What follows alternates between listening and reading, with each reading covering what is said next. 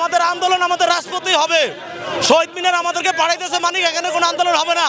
একটা লিয়াজু করছে, এই জন্য যে চলে যাইতেছে, আমরা যাবো না। আমরা যারা শিক্ষক সমাজ আছি আমরা এখানেই অবস্থান করব।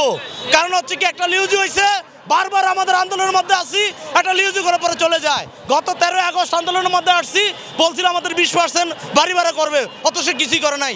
আজকে আমরা সেই কথা এই আমাদের শিক্ষক নেতারা করে, এই যে আমাদের মন্ত্রণালয়ের সাথে, শিক্ষা মন্ত্রণালয় এবং অর্থ মন্ত্রণালয়ের সাথে আজকে আমরা সেই কোথা থেকে গ্রাম থেকে আসছি, বাস ভাড়া করে। তাদের নেতৃত্ব আপনারা মানছেন কেন? আমাদের তো আমরা কি করবো? আমরা তো তাদেরকেই মানতে হবে। এই যে আমাদের প্রেস ক্লাবের সামনে আন্দোলন চলবে, প্রেস ক্লাবের সামনে আমরা যদি শহীদ মিনার চলে যাই, তাহলে এটা কিসের আন্দোলন? শহীদ মিনার আমাদেরকে কই আপনারা 2 মাস শুয়ে থাকেন, 2 মাস কি আমাদের শুয়ে থাকা সম্ভব? আমরা সেই গ্রাম থেকে কোথায় বাস ভাড়া করে আসছি, আর আমরা এখন শহীদ মিনার ভাড়া দিতেছে। মানে এই টিচারদেরকে মূলা দেখে এই বাংলাদেশ সরকার শিক্ষকদেরকে সবসময় মূলা থেকে ঝুলিয়ে রাখে। আমাদের কষ্ট, কত কষ্ট আমাদের নেতা দায়িত্ব করতেছে। আমি এই জন্য বলতে চাইতেছি, আমাদের নেতারা কেন সিদ্ধান্ত নিবে?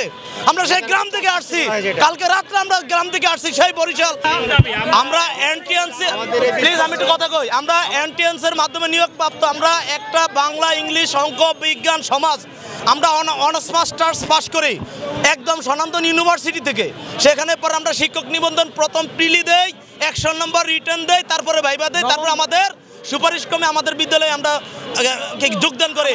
আমাদের যোগদান করার পরে আমাদের 11% গ্রেড, মানে 12,500 টাকা বেতন দেওয়া হয়। এখন এই বর্তমান যে সিচুয়েশন যে অবস্থা, সেই 12,500 টাকা দিয়ে একটা ফ্যামিলি চালানো কি সম্ভব? আমরা কেন আজকে ঢাকা শহর আসবো না? আমাদের প্রায় আজকে 1 লক্ষের উপরে আমাদের টিচার আসছে। কারণ প্রধান উপদেষ্টা বরাবর স্মারকলিপি প্রদান, আমরা বারবারই বলতেছি, বহুবারই বলতেছি, আমাদের শুধু বলে দিবে কিন্তু কিছুই দেয় না। পরে আমাদের এই 12,050 টাকা দিয়ে বর্তমান সমাজের মধ্যে আমরা কিভাবে চলি?